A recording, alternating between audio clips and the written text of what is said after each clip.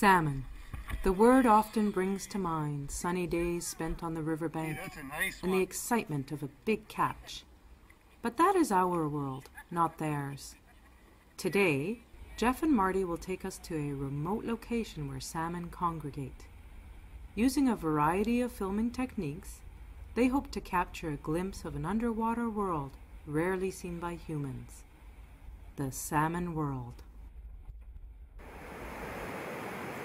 We knew the walk into the shooting location would be difficult, especially carrying all of our camera equipment, but what we didn't realize was just how far the river had risen due to the rains we'd gotten the previous evening.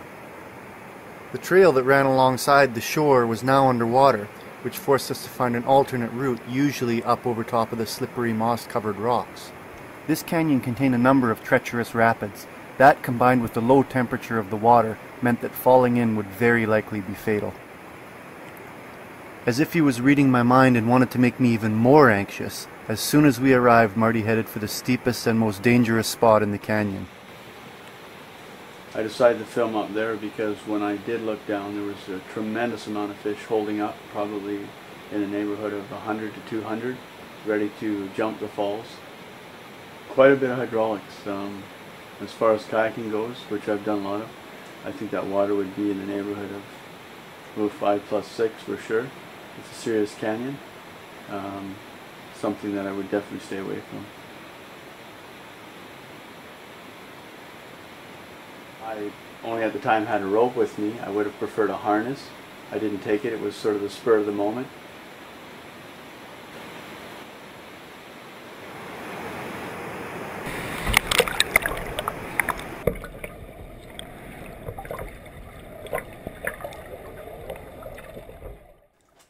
For our underwater filming sequences, we'd been using this small GoPro camera.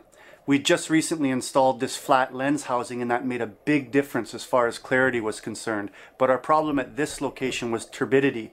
There was just too much sediment in the water and we weren't getting the images that we wanted. We knew right away that we were going to have to go somewhere else and try again.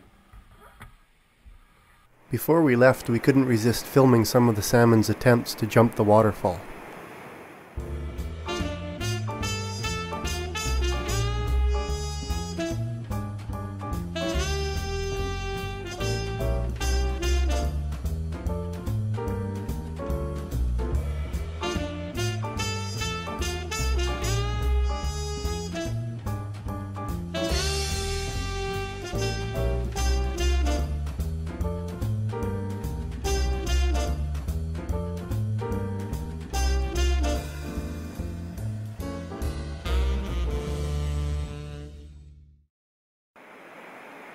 The next day we decided to try filming in a smaller system where we hoped the water would be clean despite the heavy rains we'd had.